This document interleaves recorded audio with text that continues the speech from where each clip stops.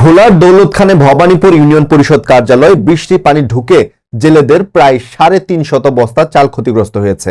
কেউ বস্তা দিয়ে পানি পরিষ্কার করছেন, কেউ ভিজা বস্তা সরিয়ে শুকনো জায়গায় রাখছেন। এমন চিত্র ভবানীপুর ইউনিয়ন পরিষদের। পরে জেলেদের মাঝে চাল বিতরণ করা হয়।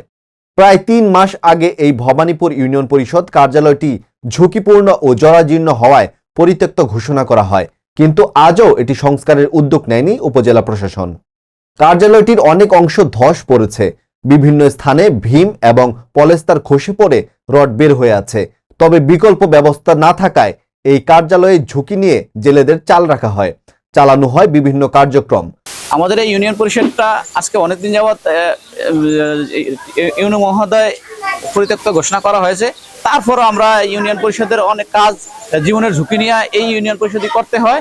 আজকে তার প্রতিফলনই আজকে আমাদের ইউনিয়ন পরিষদের ভিতরে জেলেদের চাউল, এই চাউল সকাল থেকে বৃষ্টি হয়েছে, অজস্র বৃষ্টি হওয়ার কারণে চাউলগুলো নষ্ট হয়ে যেতেছে।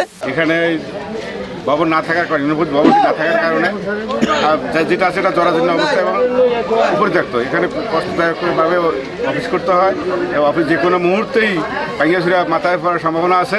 কালকে জেলেদের চাউল আনছি, আজকের বৃষ্টি ব্যাপক বৃষ্টি হয়েছে। বৃষ্টি 300 বস্তার উপরে চাউল আপনি সব ভিজে গেছে। এখন যদি সামনে যদি এই বিল্ডিংটা বরাদ্দ না হয় তাহলে কিভাবে এই পরিষদটা চলবে? রিফারিং করিয়া মানে আপনার কয়েকদিন পরে যদি এমন মহিলা আছে তার একজনের মাথা ফেসে ফুরিয়া এর মাথা ফাটিয়ে গেছে। পরশু আমরা চাউল আনছি, আমার মাথা ফেসে ফুরিয়া আমার মাথা অনেক ফুলা আছে। তারপরে আমরা চাউল এনে থুয়া গেছি, কালকে চাউল দিমু। আজকে বৃষ্টি হয়েছে, আমাদের সাইরোকানি দিয়ে পানি ফরিয়া সব মানে এক আডু পানি হয়ে গেছে গিয়া। 300 বস্তার উপরে চাউল আমাকে ভিজে গেছে। ভবনের অবস্থা এতটাই খারাপ যে কোনো সময় সম্পূর্ণভাবে খসে পড়ে বড় ধরনের দুর্ঘটনা ঘটতে পারে বলে আশঙ্কা করছেন ইউপি চেয়ারম্যান। তাই তিনি একটি নতুন ইউনিয়ন পরিষদ ভবনের দাবি জানান। আমাদের সম্পূর্ণ চাউল এখনো ওঠে নাই, আমাদের আংশিক একটা চাউল উঠছে 1000 সামথিং। প্রাকৃতিক দুর্যোগের কারণে হঠাৎ করে আমাদের প্লাবিত হয় আমাদের পরিষদ এবং আমাদের 3 হইতে 350 বস্তা চাউল ভিজে গেছে, যেটা আর খাওয়ার অনুপযোগী। তো আমাদের এই ভবনটা হলো টোটালে পরিত্যক্ত। আমি বিভিন্ন দপ্তরে, উপজেলা পরিষদে, জেলা পরিষদে আমি একাধিকবার আমি মাসিক মিটিংয়ে এই ভবনটার কথা তুলেছি। ভবনটা বলেছি যে আমাদের নতুন একটা ভবন করার জন্য এই ভবনটা পরিত্যক্ত করছে, আনুষ্ঠানিকভাবে এই ভবনটা পরিত্যক্ত করছে।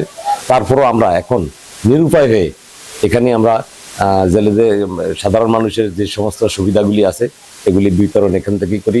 আমরা জীবনের ঝুঁকি নিয়ে এই পরিষদে আছি। আমরা বারবার বলা সত্ত্বেও আমাদের মন্ত্রণালয়, স্থানীয় সরকার মন্ত্রণালয় আমাদের কোনো ব্যবস্থা নেয় না যে আমাদেরকে নতুন একটা ভবন দেওয়ার জন্য। তা আমি আমাদের এমপি মহোদয় সহ আমাদের জেলা প্রশাসক মহোদয়, ইউনো মহোদয়ের কাছে আমার জোর দাবি যেন আমাদেরকে যত দ্রুত একটা ইউনিয়ন পরিষদের ভবন করে দেওয়া হয়।